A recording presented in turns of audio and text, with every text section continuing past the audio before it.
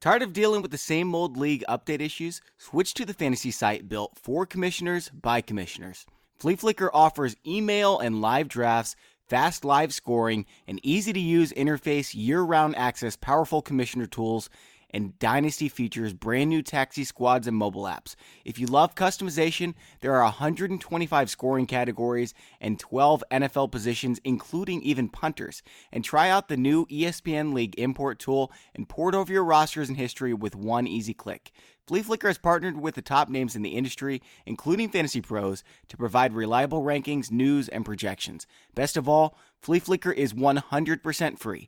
Go to fleaflicker.com/pros today and discover why thousands of leagues have switched over this season. That's FLEA flicker.com/pros.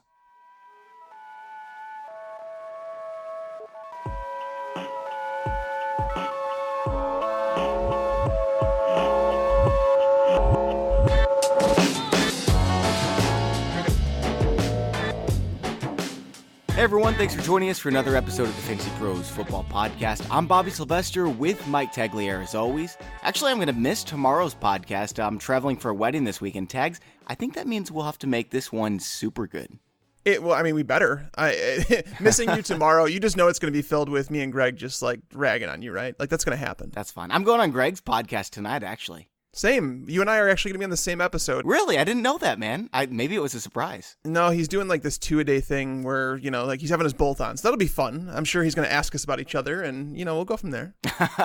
So I think it should be really easy to have a super good podcast today because we're joined by Andy Holloway of the Fantasy Footballers podcast. You can find him on Twitter at his name, Andy Holloway.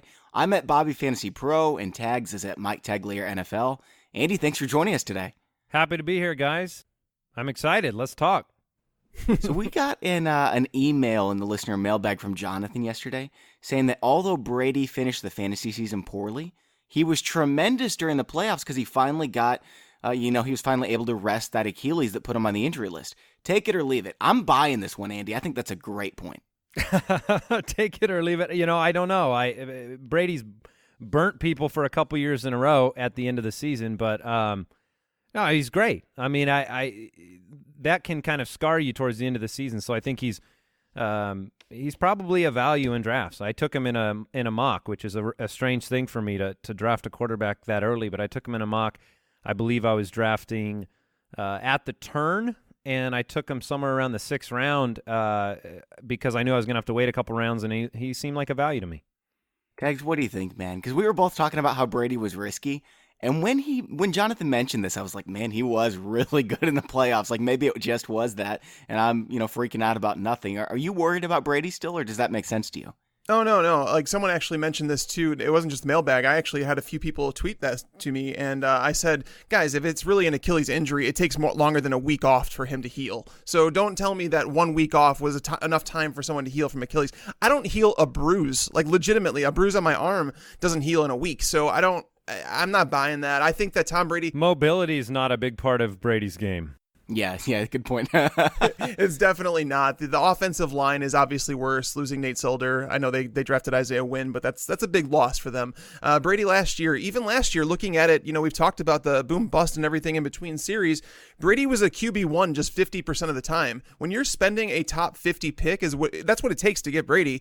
You're doing that to get a quarterback who's half the time. I mean, he busted in a quarter of his games. That means he scored less than 14 points. You can't have that out of a quarterback that you're drafting with a top 50 pick. So I'm out on Brady. Like I won't own him on any fantasy teams. If you want to take him in some best ball, I guess that's fine. But I'm worried about his lack of receiving talent too. Do you take away Brandon Cooks? Again, you take away Solder.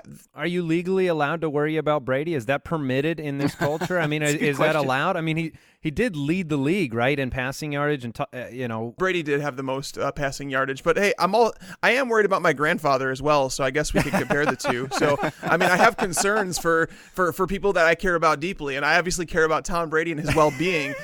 He needs to retire so we can see somebody else win some Super Bowls. But it's just a strange thing because that it happened to Peyton Manning too. I mean, it will happen. But it's difficult to just, is this the year where there's such turnover at the receiving position, but you have Rob Gronkowski established there. You have comfort in, James White and company, and Brady just figures things out. So I hear you. It's all about value, right? No matter who it is. So if you want to be out on him, that's fine. I'd rather draft Cam Newton at his current ADP than I would Tom Brady, that's for sure. Yeah, I think I'm with you. I mean, Cam Newton, he's going to have some really big weeks, and he's going to have some bummers too. But yeah, I think Newton probably finishes the season higher. At least that's the way I have my rankings.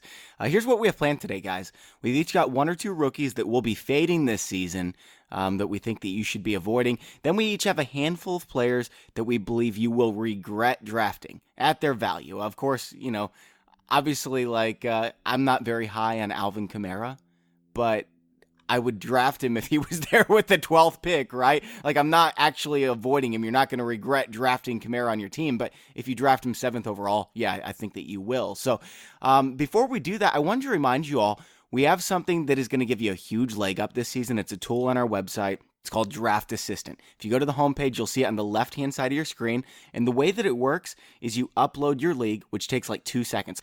It's going to update your draft as it takes place. That way you can use all the tools on Draft Wizard with pick recommendations, pick predictor percentages, value-based drafting numbers, and so forth. I've explained it this way before. It's really like having a handful of experts sit around a table with you to help you draft. Some leagues have even outlawed it because it's so good. So just take a look if you haven't already.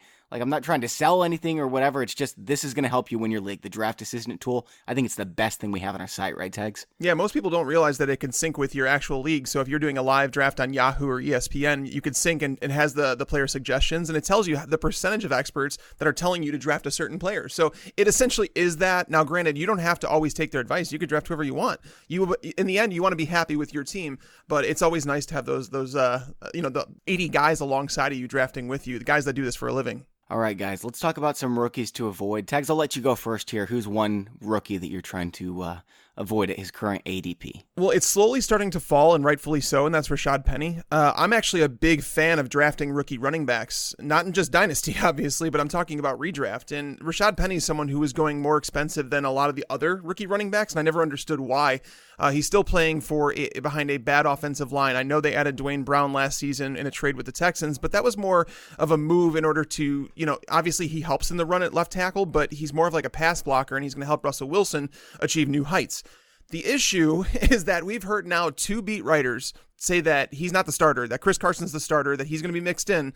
And then Dan Graziano, I think is how you pronounce it, from ESPN, he released an article earlier today saying that he went and visited all these training camps, and he actually agrees. He said you walk in there and Chris Carson's the RB1. He says that Rashaad Penny will still have value because he's going to be in somewhat of a timeshare.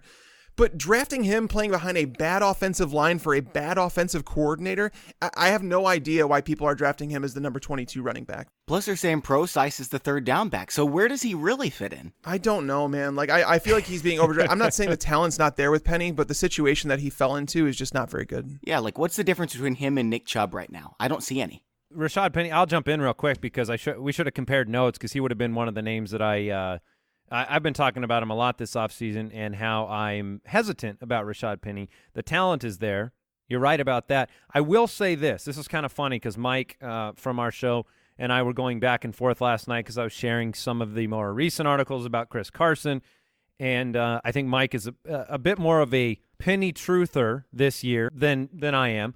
And he shared this one from August 10th, 2017. Let me read this to you. Pete Carroll says, running back Thomas Rawls is, quote, back to the form of years past. And then he shared another article with me about all of the great impact that Eddie Lacy was going to make in that backfield. And so he's kind of making the point that, look, this is the Pete Carroll refrain from each and every offseason, talking about Chris Carson being the star of camp. And I think Mike's position is that, look, Rashaad Penny, look, the cream rises to the top, right?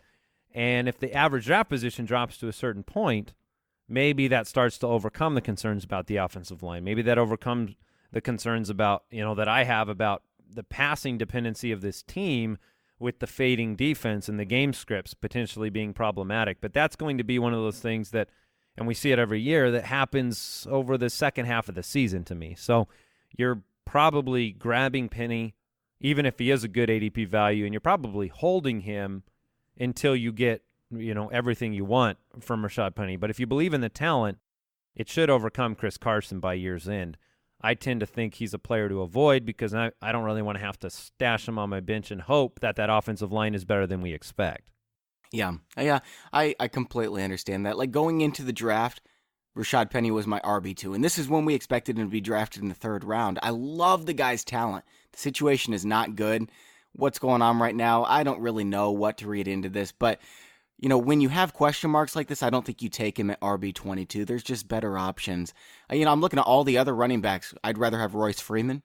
I'd rather have Ronald Jones. I don't know if I'd rather have Sony Michel at this point. It's really close. I think I would still rather have Sony Michel. Tags, I know you were really big on Sony Michel, but with the injury now, which of these two would you rather have? I'd rather have Michel. I know the risk with Michel, and I'm fine with that. There's conflicting reports on him in regards to, is it going to be out all throughout the preseason? Is it going to be a 10-day thing? Because they're saying it's 10 days, some people, and that he's going to be back for the second half of preseason. And if that's the case, then it's going to be fine. Again, I'm shooting for the upside with him. Like if you get to that point in the draft, which player presents RB1 upside? Michel, no doubt. Yeah, I don't think it's Penny. So it's like, and it's all relative to value, right? Michel is dropping now to like that RB30 range. In a draft yesterday, I kind of laughed at Jake Seeley, a friend of the show, that he drafted Isaiah Crowell over Sony Michel, and I laughed all the way to the bank, and I took Michel. But what I'm saying is just like he's falling so far in drafts, the risk you're taking, the upside you're getting. Whereas with Penny, he's the RB22 in consensus ADP right now, so you're paying for essentially what he's supposed to do as the starter. So it all comes down to cost, and I would much rather have Sony Michel at his current cost. I can't believe Jake did that. He was the number 1 most accurate expert last year, and he's taking Isaiah Crowell over Sony Michel. It's boring production, I guess. I mean, we'll talk about Isaiah Crowell later in the show. Wow. I don't even want to talk about him anymore. I'm so sick of Isaiah Crowell. Andy's on the show. We're supposed to fight the footballers about this, remember? Oh, that's right. You guys love Isaiah Crowell, don't you? Well, it's more me. I have oh, no. It's not really the other two guys. I would never put that evil on them. It's, we've got the recency bias with Isaiah Crowell, all the disappointment from the high draft capital you spent on him last year. And sometimes we forget that he's still 25 years old, and there was a reason we were hyped about Isaiah Crowell. Obviously, he had a lot of big plays the season before, but Cleveland doesn't give you a lot of opportunity, and maybe New York doesn't give you a lot of opportunity to show off your talent.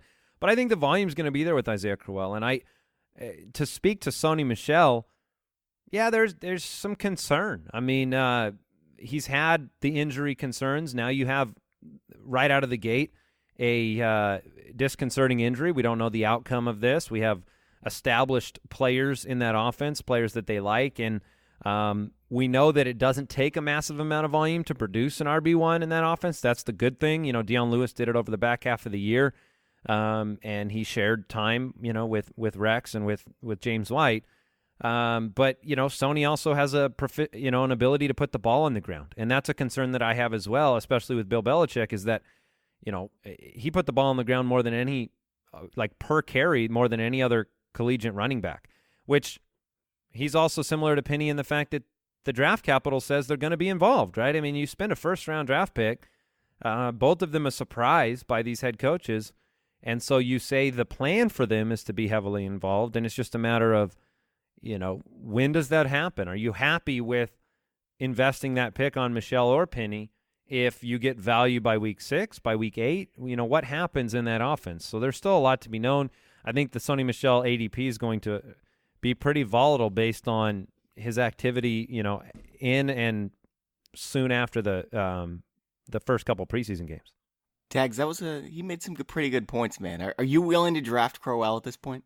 I'm still not, just because I think I'm not talking about at his ADP. I'm talking like if he lasted till the 15th round. Oh yeah, well, I mean if he lasted there, because he could fill like a spot where it's like if I have a bye week. Did you just say 15th round? You might take Isaiah Crowell? Yeah, I'd take him there. Oh, well, yeah, I think so. I would rather. I'm not kidding. I would rather have Bilal Powell on my team. You've got to be kidding me. When Elijah McGuire was there, neither of us were willing to draft Powell. You would rather have Bilal Powell on your team than Isaiah Crowell. I think he's a better football player.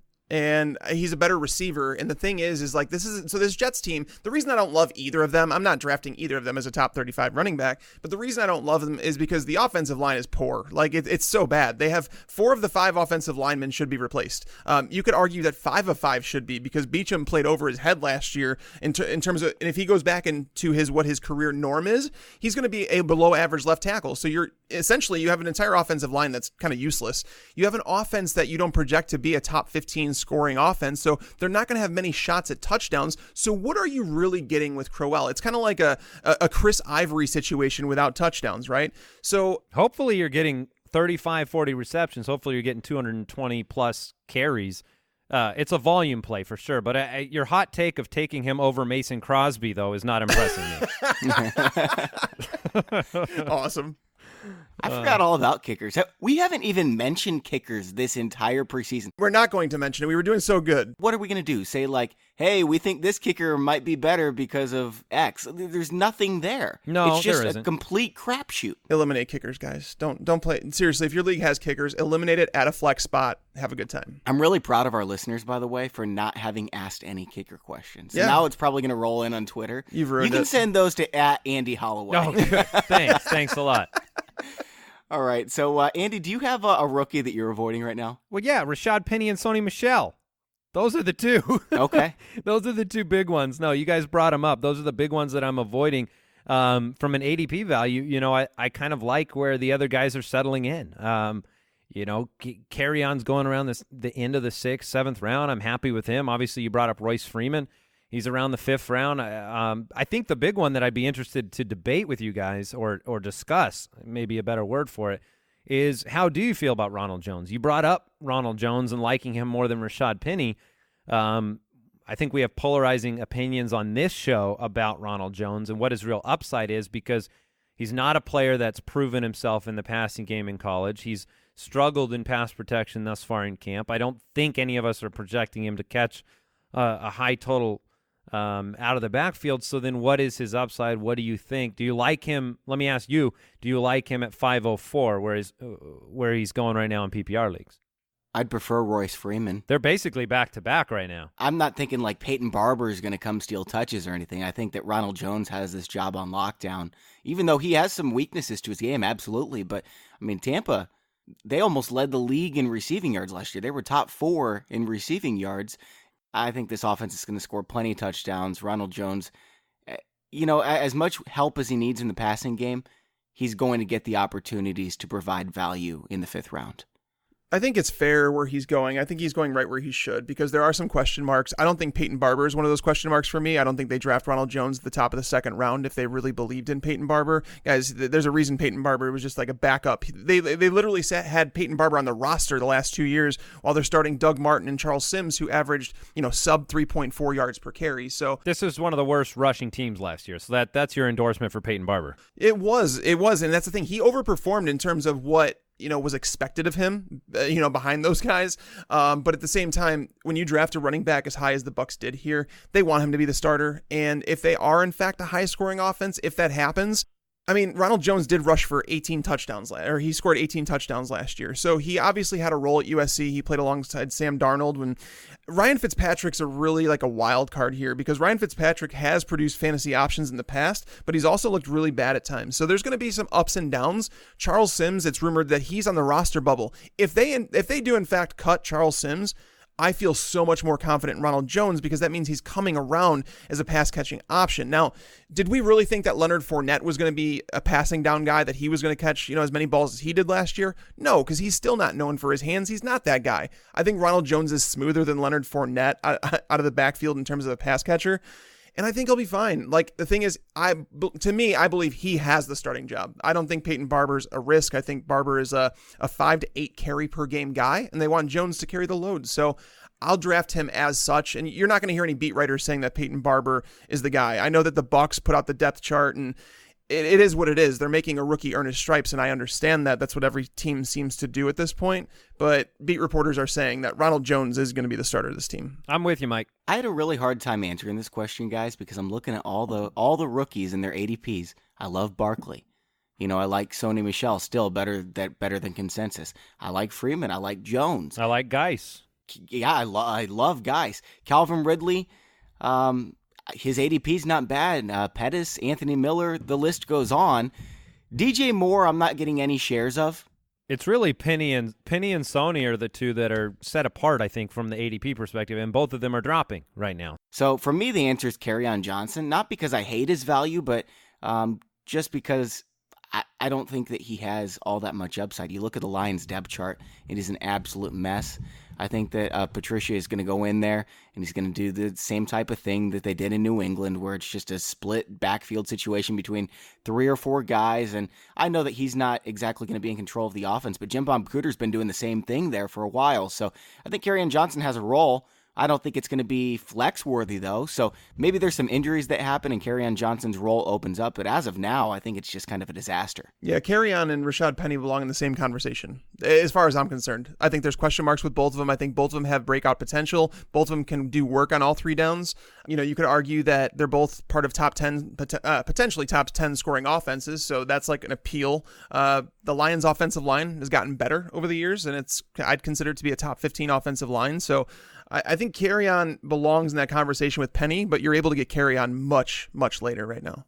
All right, guys, we're going to get on to players that you will regret drafting here in just a minute. But first, I want to talk about one of the sponsors of today's show, Vivid Seats. You can follow your fantasy team while you're at the game. The best place to follow your fantasy team on Sundays this year is at the stadium, cheering on your favorite team while keeping tabs on your fantasy team with the help of Vivid Seats. Vivid Seats can help get you tickets to watch your favorite NFL team at a great price. To make it even better, Vivid Seats is offering Fantasy Pros podcast listeners an exclusive discount. Enter the promo code Fantasy Pros, all one word, for 10% off your first ticket order with Vivid Seats. Go to vividseats.com or download the app. Preseason and regular season tickets are available now, and nothing beats watching your favorite NFL team notch a victory while you dominate your opponent in fantasy. Be there in person with Vivid Seats and use the Fantasy Pros exclusive promo code Fantasy Pros to receive 10% off your first order. NFL, college football, concerts, and theater. Use Vivid Seats for all your favorite live events and enter the promo code Fantasy Pros, all one word. First-time customers only, and offer is good through the end of August.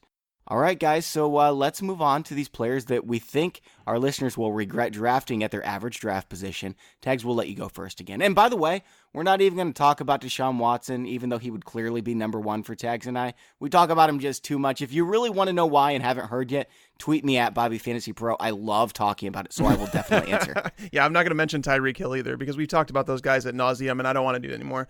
The first player I'll mention is Jay Ajayi. I think people are going to regret drafting him because they're drafting him inside. I think his ADP, the last I checked, was the RB18. And honestly, you basically need everything possible to go right for him. You need him to play 40 snaps a game. You're going to need him to improve in the touchdown department where he's kind of struggled over the last couple of years. You're going to need him to, you need Darren Sproles to potentially be cut from the team. There's just so many things that line up with Jay Ajayi that are an issue with me in terms of Doug Peterson's offense. I have a profile on him coming out tomorrow, actually, where I highlight all these issues in that there's only been 3 players who have had one game with more than 36 snaps under Doug Peterson in a single game. And Darren Sproles, obviously, he's the one that gets most of those because he's a very versatile running back. Jay Ajayi is not that guy. I have him on the verge of 200 carries. I think he's going to be right around that 200 to 210 carry mark. He would need to improve his efficiency from last year because he got over 200 carries last year and didn't even finish as a top 24 running back.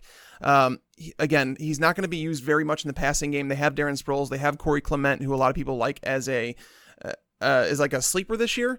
But the thing is with Ajayi, even if he finishes as in the RB24 territory, like as an RB2, you're paying RB18 price, so you're expecting him to be a middle of the road RB2. And on top of that, knowing that these snap counts are very low, he's going to be extremely inconsistent. So it could be one of those situations where, yeah, he finishes a top 24 running back, but you're not going to feel that way when he's on your roster. It's just too much. There's just too much in Doug Peterson's offense and the way he runs things for Ajayi to produce as the RB18. What do you think about that, Andy? Yeah, I've been back and forth on Ajayi this offseason. I like the draft value. I mean, I like getting him in the 4th round. I like the fact that his efficiency that you brought up, it was there when he was in Philadelphia. I mean, he ran for a great yards per carry.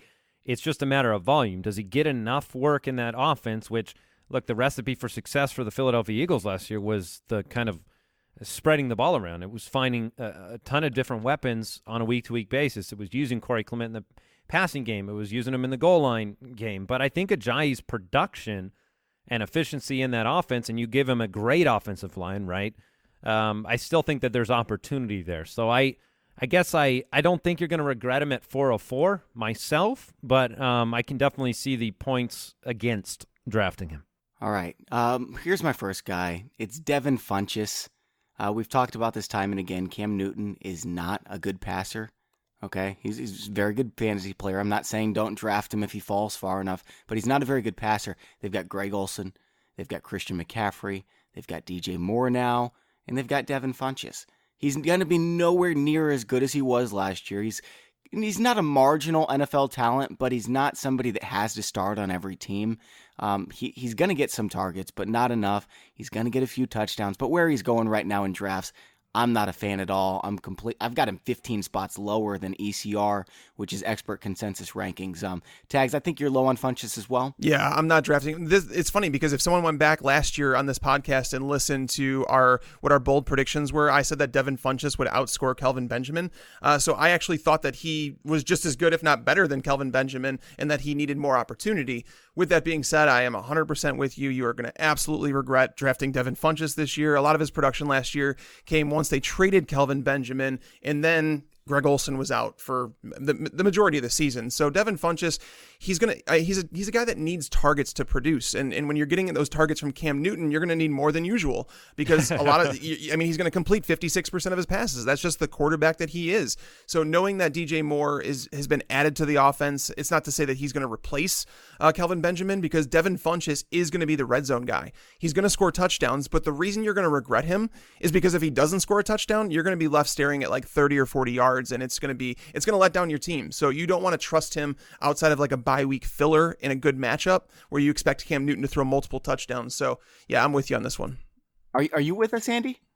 I am. Devin Funchess was accidentally a wide receiver one for that offense last year, and I kind of not a physical comp, but the production comp for me is back when Kamar Aiken had a breakout, kind of second half in Baltimore when they had no other options to throw to. The goal in Carolina is not to load Devin Funchess up with targets. It's to use him in the red zone. He's a lot like Kelvin Benjamin in the fact that he's a big target. He's a tight end type of guy.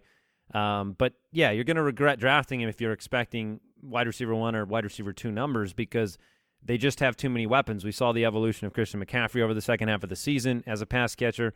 We have DJ Moore, who's a much more athletic, more prototypical wideout. And then, like you said, Greg Olsen returns, and he's always been a favorite of Cam Newton. So I'm 100% on board with that. We haven't even talked about Funchess very much because I think he's just fading into where he belongs, which is kind of the third or fourth target on that offense. All right, Andy, who's your first player that you think our listeners are going to regret drafting? It's a polarizing name, but it's Kenyon Drake for me. Kenyon Drake in Miami, I know he was electric last season, but it was a result, again, of, you traded Jay Ajayi, and then they put Damian Williams into that spot, and Damian Williams was hurt, and then Drake took advantage of it. But Adam Gase, we've seen this story before. There's a veteran loyalty that comes in the NFL, and you bring in and you pursue Frank Gore, who will come in and is now listed as the co-starter. And we're out here in Phoenix. We had a chance to see a lot of Kalen Ballage at Arizona State. While he has holes to his game, he's a very upright runner. He's not a lateral mover. He is an electric runner, and he can threaten at the goal line. I think Kalen Ballage, the investment in the draft pick there, it's just a mess. I mean, this is not an offense that I have a bunch of optimism about.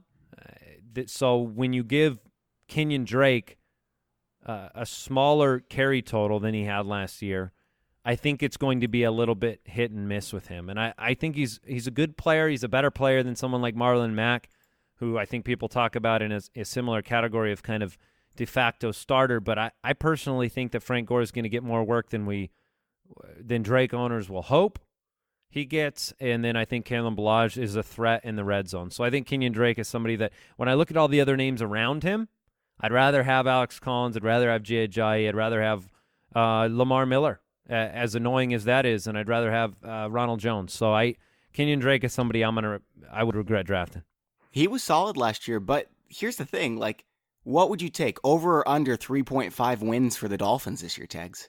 I think I'm going under. I'll go over 3.3 is really low. I know it is, but they are the worst team in the NFL. Their defense has gotten better in the secondary. The addition that they made with Minkah Fitzpatrick, I think, helps as well. He's a very versatile defender. They did lose some players in the front seven. They lost some offensive line, but they added Josh Sitton. I don't know. It's a weird team, man. I think Adam Gase gets fired relatively soon, so things are going to change there really quick. And that's the reason that I'm not totally off Kenyon Drake. I'm with you, Andy, in the fact that when you bring in someone like Frank Gore, you don't bring him in as a 42-year-old veteran, whatever he is. You don't bring him in to just sit on the bench and be a rah-rah guy. Like, that's the thing. So I always thought that he would have a role, but I always thought talent would win here. It's like, you remember when Arian Foster was with the Dolphins, right? And he ended up retiring because he had dealt with some injuries, and then they slowly went to Jay Ajayi a little bit more, and he just decided to retire.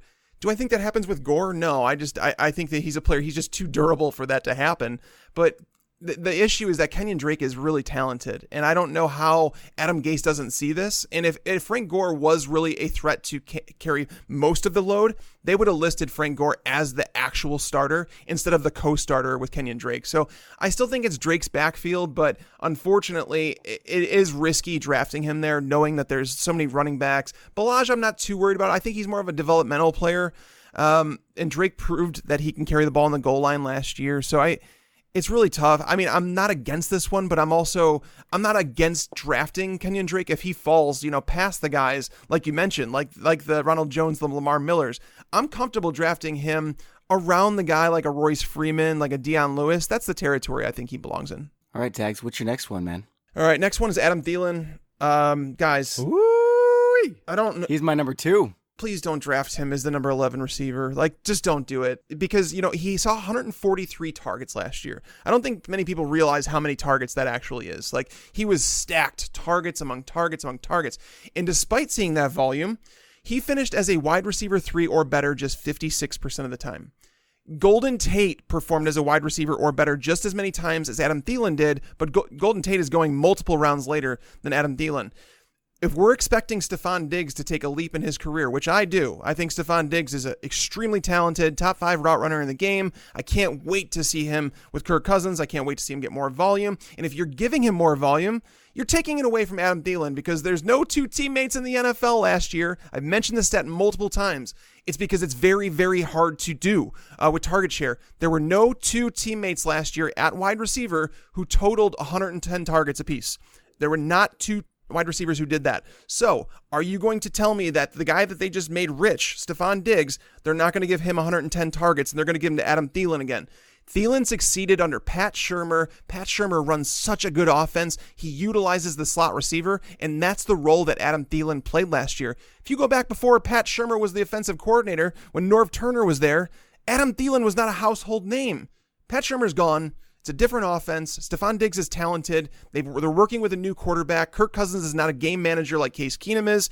It's either going to stretch the field. Stephon Diggs is the wide receiver you want in Minnesota. Stop drafting Adam Thielen over him. Diggs was better in points per game last year, too. He just wasn't healthy. I just moved Stephon Diggs into my top 10 with the Doug Baldwin injury news, and I've got Thielen down at wide receiver 20, so this isn't even close to me. Thielen's definitely one of the top 2 or 3 players to fade in my mind. Where are you at on Adam Thielen, Andy? Are you with us here on our Stephon Diggs love and our Thielen fade? I understand. I understand and buy into all of the argument there, because the target total was very, very high. I think Adam Thielen's a great player. That would be the one, if that can be an overarching counterpoint. I think Adam Thielen is a great player. I think we saw it at the end of 2016 and then throughout 2017. So he's reliable, and you brought it up briefly. Stephon Diggs has yet to put forth a healthy full season. So that would be the concern behind Diggs. I do believe what you said is accurate. I think he's a top 5 route runner. I think he has Antonio Brown chops when it comes to progressing as a player, and they just paid him. Obviously, they paid Thielen the year before. This is a great combination, and I think regardless of who you pick, right, like the better ADP values Stephon Diggs, regardless of who you pick, you're going to have weeks where you're like, man, I wish I had the other guy. So I probably am not fading him as severely as both of you guys are, but I see the argument behind it, because the target total supplied him with that value last year. Yeah, and that's my point on the whole thing, is that even with those 143 targets, he finishes the wide receiver 10 in half PPR leagues. So it's like you're drafting him exactly where he went last year and not taking back away any of that volume at all. And keep in mind, too, Adam Thielen, while we talk about Stephon Diggs as an injury risk, Adam Thielen missed games not missed games. He actually was limited, if you guys recall, through practice and games. His production tallied off at the end of the year because of a back injury. Backs don't get better. Yeah, but here's the thing. Like, he finished as the number 10 receiver with that injury and with low touchdowns. So I understand the argument for him. I just think there's only so many balls to go around. Cousins loves passing to tight ends. They've got a good one there. Dalvin Cook's healthy for the whole season. Then you've got Stephon Diggs, who I think is going to be a superstar. All right, Andy, let's move on to your second one, man. Who do you have? You know what? I just have a sneaking suspicion you guys might be on the same page as me here, but it's Derrick Henry. Yeah, baby. that average draft position. I'm not comfortable with it. Derrick Henry had a way of putting up production on the last 3 or 4 carries of the game last year. He had a couple of garbage time fourth quarter breakaway runs that distorted some of his metrics. Deion Lewis is a very, very good player. And look, Derrick Henry can prove me wrong really quickly, and he can do it by scoring 12 to 15 touchdowns somehow this year. This offense was an offense that wasn't very good last year. Marcus Mariota had a regression. They had an old-timer at head coach that just wasn't innovative and wasn't putting him in a position to succeed. And if they're down around the goal line, I have no illusions that Derrick Henry's going to get those opportunities. But I think if he's not in the end zone, you might be disappointed from time to time with Derrick Henry, and people are drafting him. Look, he's going similarly to somebody like Darius Geis. That is so stupid. The skill set of Darius Geis is just one that I salivate about, and Derrick Henry has had issues. He's this big body that has been stuffed on 3rd and 4th down too often for my liking, and you can kind of bend the argument either direction on Derrick Henry based on what you look up and the argument you want to make, but I just am uncomfortable with him where he's going. If you told me he was going at 408 around Lamar Miller, okay, now I'm thinking differently. If you told me he was going at the top of the 5th round around Royce Freeman, I'm thinking differently. But for some reason, Derrick Henry's going, in that 3rd round, sometimes at the top of the 3rd round. I'm uncomfortable there. What do you guys think? Even if he was available in the 5th round, I don't know if I would take him. Really? Right? I mean, Deion Lewis is there. And Deion Lewis is a lot better than DeMarco Murray. They brought in Deion Lewis for a reason. He was a top 12 running back last season. It was splitting the backfield with a bunch of guys. I think that they brought him in. Deion Lewis is the lead guy. Derrick Henry's still going to have his role he had last year. But he was drafted, 80th, 70th last year? And that was a big-time reach based on his production that he provided. So I understand the hype about Henry after what he did in the playoffs. But there's a reason they brought in Deion Lewis. I'm not touching him in the 5th round. Well, here's to be fair. He had one good game in the playoffs. Down the stretch, actually, I wrote a profile on Derrick Henry. It'll be up probably next week.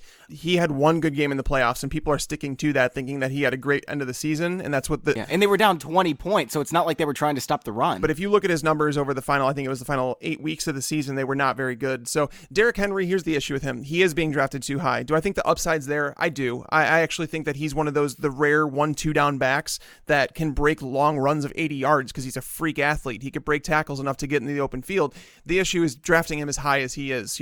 He's going as high. So I think Fantasy Football Calculator is the one that best captures, how the public feels about him. And he's going 26th overall. That's stupid. There's no reason that Derrick Henry should be in the 3rd round right now with the fact they signed Deion Lewis. The reason I have real concerns about Derrick Henry, he's starting. They've already said this. They've already come out and said that Derrick Henry is our starter. It's obviously going to be mixed, but he is starting. So he's definitely gotten a bigger role than he had last year. But if you talk about Matt LaFleur, the new offensive coordinator there, he comes from LA. And Sean McVay out there, obviously, he learned from him. LaFleur was not calling the plays, so we have no idea if he's going to take after McVay, but that's who he came from under. It's like the Andy Reid coaching tree, right? So they used Todd Gurley in a single back role. Now, you could argue that there weren't any other running backs in the roster to use, but Deion Lewis is the more complete running back in terms of what he can do in pass protection, in terms of what he can do in the passing game. Is the Tennessee defense improved enough where the Titans are not going to be coming from behind very much anymore? That's where it comes down to Derrick Henry. I think so. I think the Titans are winning this division. I said that last show. They're not beating the Jags. But So Henry, I like him enough to draft him, but he has to fall. You cannot draft him as high as he's going right now. If you force me to choose between him, Jay Ajayi, and Rashaad Penny, I'll take Derrick Henry. But again, I'm not drafting him over the guys like Darius Geis, like Alex Collins. He's going over right now. That you shouldn't be doing that stuff. No. I'm with you, and actually, Andy sniped my guy, so we're just going to move on to tags for number 3. That's exactly who I was going to say. I guess Andy is very smart. All right, so mine is Will Fuller. This is my next guy, too, you turds. Guys, we talk too much, Bobby, but Will Fuller, like, what are we doing here? He's going over Chris Hogan in drafts right now. Do you guys realize that Chris Hogan's Tom Brady's number 1 target, right? Like, you guys understand that. For the first 4 weeks, it's like a guarantee. And then well, Deshaun Watson's better than Tom Brady. Don't you know, Tags? Oh, obviously. Duh.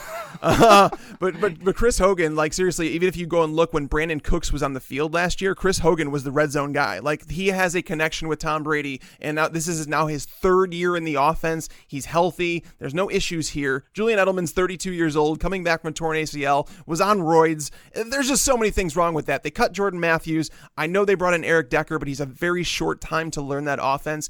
Some people are saying that he might not even make the roster. Again, Chris Hogan's upside is so far greater than Will Fuller's, guys. And Will Fuller, by the way, the touchdown rate was stupid last year, but he was only a wide receiver 2 in 40% of his games. Like, people are drafting this guy as if he's going to be an every week wide receiver 3 and that he gives them, wide receiver 1 upside certain weeks. I'm not with that. There's regression with Deshaun Watson. There's regression with DeAndre Hopkins. And there's definitely regression for Will Fuller, who put on 15 pounds this offseason for whatever reason. It just makes no sense. Do not draft Will Fuller where he's being drafted as the wide receiver 29 off the board. You will be regretting it all year long. Andy, I didn't hear the little agreements in your voice, so I'm really nervous that you're one of these people telling people to draft Will Fuller. Is that true? It's not true. It's not true. Look, the thing is I've always had a problem. This is something that we all have tendencies as fantasy football managers. My tendency and my problem has been a willingness to draft somebody that I view as the wide receiver 2 or wide receiver 3 and find fantasy value in them. It's always been a problem for me, and it's hurt me before. You go back to Brandon Marshall, Eric Decker days in New York. Eric Decker was reliable. Eric Decker scored a touchdown every week, and he made me look stupid not wanting to go in on a wide receiver 2. I think other situations like that around the league now, you look at players like Juju Smith-Schuster in Pittsburgh. There are wide receiver 2s. We just talked about Thielen and Diggs, whomever you decide is the wide receiver 2. I love upside, right? I love the idea that, you draft a Corey Davis and he becomes this prototypical wide receiver 1. Will Fuller is not supplanting DeAndre Hopkins. And there are other weapons in that offense. And so Will Fuller is going to be a boom or bust type of player. That's the facts. And look, he's going to boom. He's going to look really, really good from time to time. He is a good player. We talk so much about regression. We talk so much about unsustainable metrics, the stuff that Deshaun Watson and Carson Wentz did last year on their touchdown ratios and things like that. But at the end of the day, yes, they'll regress a little bit, but you still have to give players credit. And Will Fuller went out there and he was exceptionally impressive. He was a down-the-field guy. Deshaun Watson gets outside of the pocket, and Will Fuller has a way of being open. And so he'll have his weeks, but I'm not happy with the draft position because I think everybody's buying into the hype, and unfortunately it's raising that too high. Tags, you talked about Will Fuller's going to have regression. He already did last season. He played 6 games after Deshaun Watson got hurt. And I understand the backup was not the same as Deshaun Watson, but tell me anybody else going in Will Fuller's range who would have a 6-game period like this. He scored 14.4 fantasy points. That's 2.4 per game. Here's a couple guys who finished with more points per game than Will Fuller in at least 6 games in that time range. Jarius Wright, Benny Fowler, Michael Campanaro, Bryce Butler, Bobo Wilson, Maurice Harris. Do you guys know who these people are? I think you made Johnny up a few. Holton. I do. Johnny Holton's a Raiders receiver. But I mean, I'm not going to sit here and say that Will Fuller is as bad as those guys. But here, hold on. What's the difference between Will Fuller and Calvin Ridley? Calvin Ridley's a better receiver. Calvin Ridley has Sanu to compete with. But he's a better receiver. I guess Fuller has QT. And so Matt Ryan, Deshaun Watson. I mean, are we all of a sudden saying that Deshaun Watson is a better quarterback than Matt Ryan? I don't. Everybody except for me and you is, Tags. That's what we have to realize. He's the number 2 fantasy receiver off the board. The quarterback, yeah. Yeah, he's not a receiver. But no, I don't know, man. I'm just saying, don't draft Will. I would rather take Devontae Parker than Will Fuller, 100%. Oh, really? Really? No doubt about it. Follow the targets, man. Follow the targets, and you will be rewarded. Devontae Parker is talented. I mean, granted, the quarterback situation is not great. The team's not great, but follow the targets at wide receiver. It's kind of like the whole Isaiah Crowell argument for wide receivers. But the thing is, Devontae Parker is actually really good. And I think people have forgotten that. I think people have started to hate him because of Jarvis Landry's insane target share. And his last 16 games with Tannehill, he was a wide receiver too. Well, with Fuller was the 7th best wide receiver, the 6th best, 17th, and 3rd during that 4-week Deshaun Watson span. So that's the attraction, right? You're not talking about a player that just contributes. You're talking about a week winner for that 4-game span. So that's why his ADP is so high. I don't think any of us are under the illusion that under any circumstance, Calvin Ridley is going to give you a 4-week stretch inside the top 7. You know what I mean? So, I mean, Keelan Cole did. Keelan Cole was the number 2 fantasy receiver for a 5-week period. These things happen to mediocre receivers. Yeah, you guys are not in on the talent of Will Fuller, clearly. Yeah, I think that's what it comes down to. I don't think he's a bad player by any means. I just think that he's a guy. I think John Ross has more talent. I think John Ross is going to get every bit as much of an opportunity. So, where do you have Will Fuller, Tags? I've got him outside my top 50. Will Fuller is currently sitting. Holy jeez. I didn't realize I had him down at wide receiver 55, but I do. Yeah, I've got him 54 behind John Ross, Ryan Grant, Chris Godwin. He's at 53 for me, so we can... okay, so we all agree. We could hold hands and hate him. He's being drafted... Yeah, that's what I'm saying. He's being drafted as awesome. The wide receiver 29, guys. So it's like, that's what I'm saying. It's like, if you say that he's going to finish better than I have him, that's fine. I could be wrong on that, but there's no way in hell he's going to be an every week wide receiver 3 that he's being drafted as. Yeah, it's really telling, by the way. His ADP, consensus ADP across all the sites, 29th. His ECR, which is expert consensus rankings across all the experts, 39th. So I think that is pretty telling, right? I mean, he's being drafted ahead of Sammy Watkins. He's being drafted ahead of Robert Woods, Randall Cobb. He made some really good impressions for 4 weeks. That's the thing, is you've got very good memories of, oh, man, where did I get this wide receiver 1 out of nowhere for 4 weeks? That's what it was. All right, you're next again, Andy. And if you snipe my guy for the 3rd straight time that I get sniped, you know, I was going to be mean, but, I would clap. That would be pretty cool. So another regret. Man, it's hard to throw a name like this out there. Is Alshon Jeffrey a regret in the 5th round? Oh, yeah. I didn't write him down, but if I would have put 6 or 7 guys, Jeffrey definitely would be on my list. Yeah, I mean, there's a touchdown dependency. They spread the ball around there. You obviously have the regression potential for Carson Wentz on a per pass basis. So I'm not excited. I don't think I've ever drafted Alshon Jeffrey in any mock or any draft I've done this offseason. So he must be somewhere in my psyche as a player that I'm hesitant about. So I'll bring his name up because it just wasn't a high reception total. So whenever I have a player like that, I don't want to slot them in. If I have him as a wide receiver 2, I guess I'm okay with Alshon Jeffrey, but I have players around that range. I'd rather have Jarvis Landry. I'd rather have Brandon Cooks. I'd rather have Allen Robinson or Marvin Jones than I would Alshon Jeffrey. Yeah.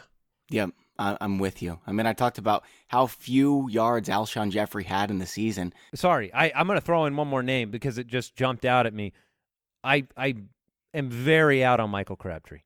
I don't know how you guys feel about Michael Crabtree, but I am very out on Michael Crabtree this year. He's one of the only untouchable players that when he's sitting around there, I don't know how late he'd have to drop for me to want him.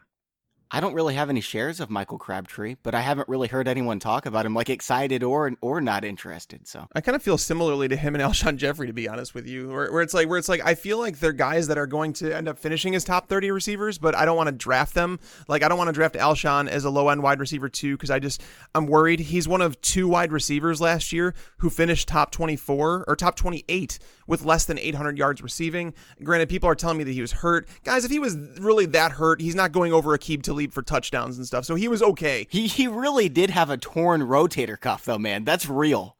I'm also from Chicago, so where I got to watch Alshon Jeffrey nurse his hamstring injuries and not play through those. So there's a bit of a twist here, and players can let on that an injury affected them more than it should have. Alshon Jeffrey was the player he's always been last year. He's not going to be a possession-style wide receiver. He's not going to give you a high catch rate, but he will go over defenders. He's one of the best red zone receivers in the game. He could stretch a field.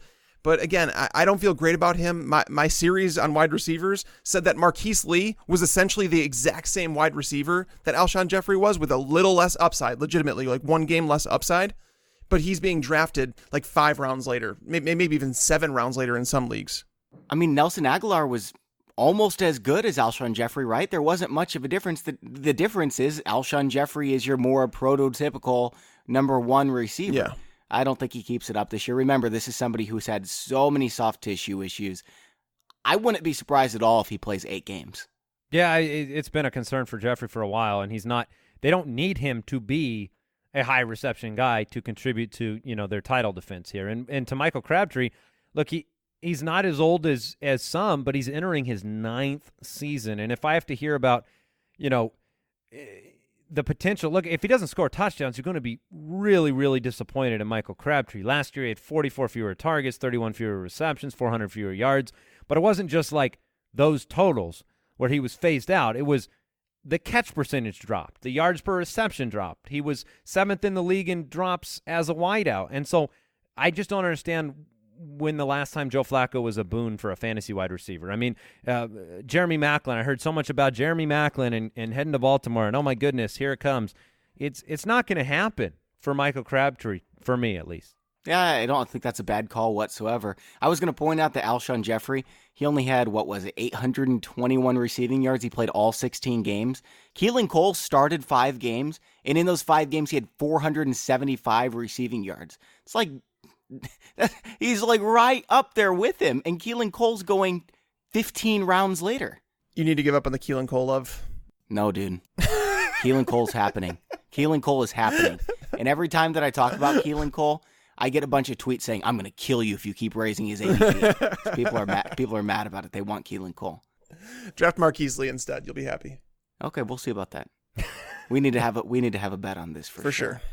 My guy was not sniped, so I'm going to go ahead with my next one. It's Pierre Garçon. And this is somebody that I was actually high on earlier in the season, but earlier in the preseason, that is. But the more that I look at Dante Pettis running his routes, Marquise Goodwin going up and catching balls, and seeing what he did at the end of the season, I just think Pierre Garçon is kind of a pipe dream at this point. Yeah, it happened with Kyle Shanahan, 4 or 5 years ago? He's a lot older now. He dealt with an injury last season. Maybe it'll happen again because of his old age. It just did his ADP. He's being drafted in the top 80. I'm not buying it. He might end up being the best receiver on this team, but I think it's a real 3-headed monster, and you've got George Kittle in there. Jerick McKinnon's going to catch passes. I just don't think Garçon's going to have the type of season where you want to start him every week.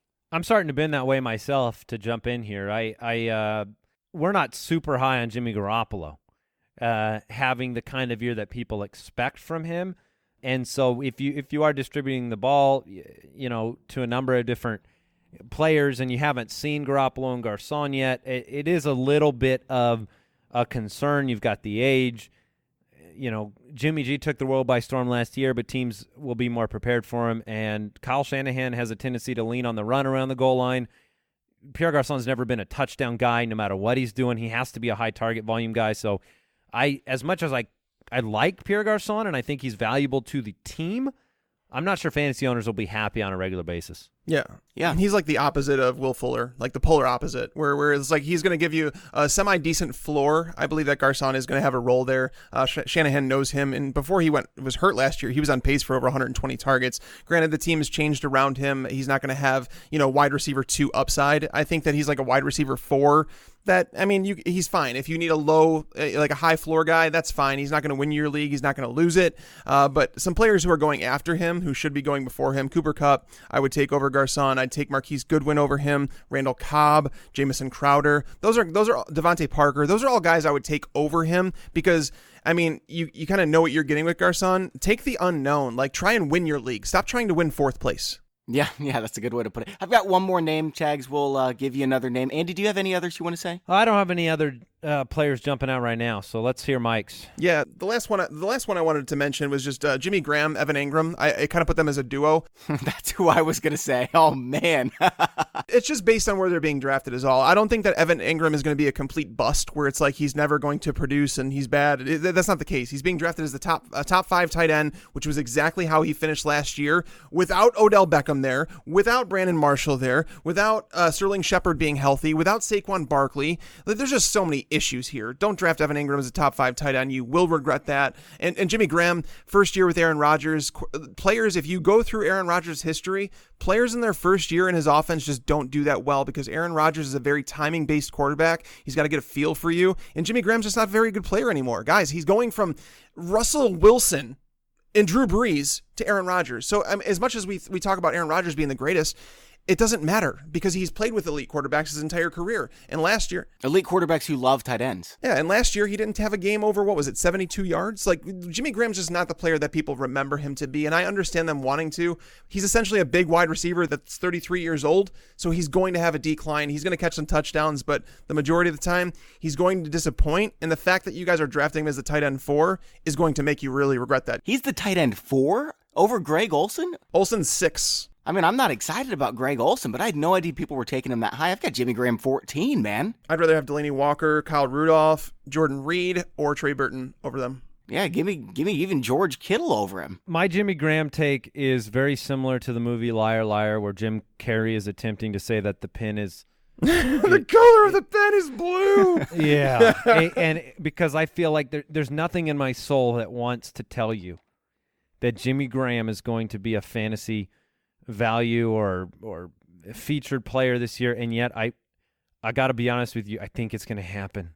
And it's going to happen against my will. It's going to go against what my eyes know about where he's at physically as a player anymore.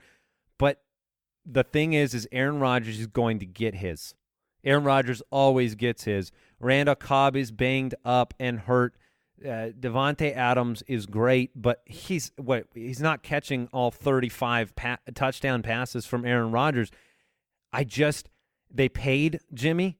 They brought him in, and we have a very unsettled pass-catching situation outside of Devontae Adams. And until I see that Randall Cobb's healthy, until Geronimo Allison's news is less sketchy, until Jamon Moore or Equinemius St. Brown emerges with the trust of Aaron Rodgers, I think we're going to my take is that we're going to accidentally see Jimmy Graham be relevant again, and nobody's going to be happy about it because all the analysts are 100% right, and you're going to be 100% right and yet 100% wrong. That's my take, is I think we're going to end up with a 12-13 touchdown Jimmy Graham and go, dang it, Aaron Rodgers did this to us.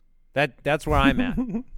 Jimmy Graham's doubtful for Thursday's preseason game with a knee injury, the same one that didn't force him to miss time last year, but he was banged up last year. Well, I'll give you that, Bobby. If he doesn't play, that prediction is going to prove incorrect. And that's why I've got him a lot lower. He's kind of like Tyler Eifert to me, not as extreme as Tyler Eifert, but I'm projecting that Jimmy Graham will miss some time. He's just had too many significant injuries.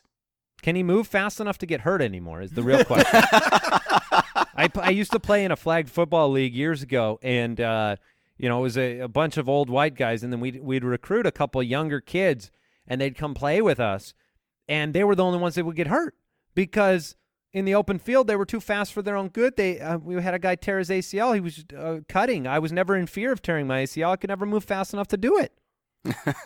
Well, by the way, I think we may have mentioned this before, but instead of fighting, because we like you guys, just because you're wrong about Isaiah Crowell doesn't mean we need to fight. We just need to play flag football. We'll go 3-on-3. I don't know who we're going to get. Maybe Dan Harris. Maybe we can get Blaine since he looks like Ryan Tannehill. What do you think, Tags? Who should be our number 3? You can get whoever you want. Bring it. All right, we will take Calvin Johnson out of retirement. Not anybody you want. I changed what I said, but you can have Jimmy Graham. How about that? Oh, I don't want him. Don't want him. Yeah, we really need to make this happen. Like, I don't know if we're ever going to be at the same event together or if we'll just have to, like, ride our bikes out to Arizona tags, but this needs to happen. Yeah, we really need to make this happen. Like, I don't know if we're ever going to be at the same event together or if we'll just have to, like, ride our bikes out to Arizona tags, but this needs to go down. It needs to be on ESPN. Everybody drafting us to their DFS team, stuff like that. Yeah, it would be a good time, man, for sure. Yeah, they're probably going to quit, though. They're probably going to say, I don't think we can do it after they see the combine that comes out here next week. Oh, goodness. snap. Oh, goodness. All right, guys, that's all for today's show. Andy, as always, it's a pleasure. Thank you for taking the time to join us. I know that you guys are super busy in August, too. We really appreciate it. Absolutely, guys. Fun talking. Thanks to the sponsors of today's show, Fleaflicker.com. Go to fleaflicker.com/pros and discover why thousands of leagues have switched this season. That's FLEA, flicker.com/pros. And vividseats.com. If you enter the promo code FANTASYPROS, all one word, you can get 10% off your first ticket order at Vivid Seats.